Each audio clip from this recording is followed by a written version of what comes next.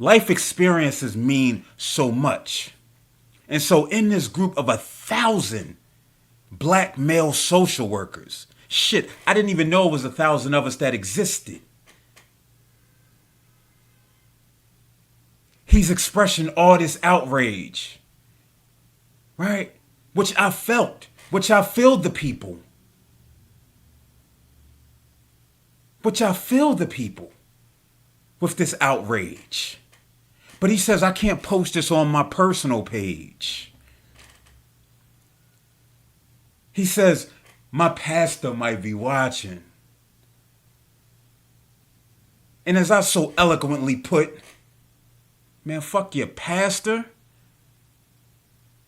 Fuck Amy Cooper. Fuck the Minnesota cops. Fuck anybody that will weaponize the collective trauma of a people and use it against you.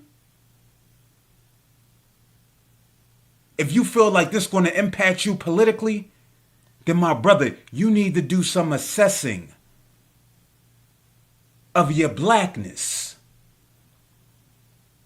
Now, I'm not the one in control of blackness. I'm not handing it out. Truth be told, I just became aware of my blackness more and more within the last few years. But I say this to anybody. If you ever feel compelled to not speak truth to power, then that's the beginning process of them taking your voice from you. Shit, you taking your voice from you.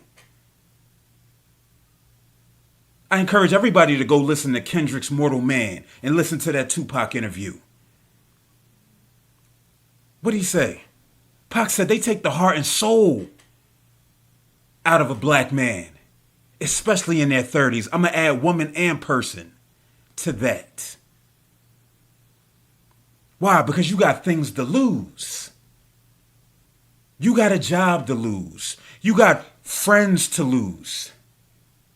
You got social standing and status to lose. But is it worth it? I can't answer that for y'all. I knew for me being again, he talk about, the best time is in your teens, in your early 20s, when you can be that loud mouth. But they gonna call you reckless, the older folk who lost their passion, who lost their drive, who lost sight.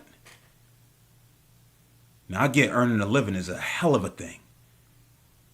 Especially where we are as a people who for decades upon decades upon decades upon decades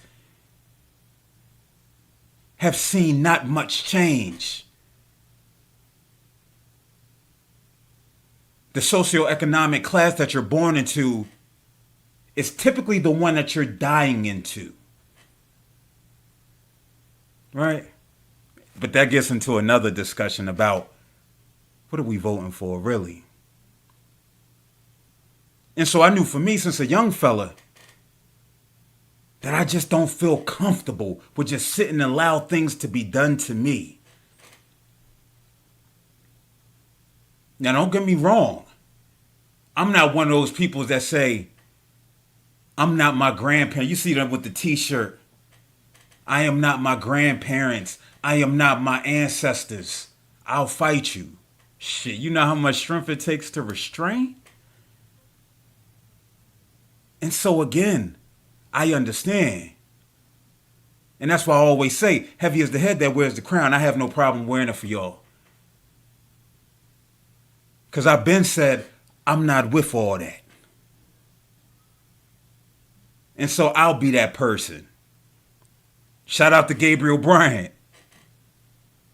Here in Philly, he's that person. I don't know how he managed a pseudo city job with the advocacy work that he do. But again, when you lean in the truth and it's not malicious, you can be you. You can be you.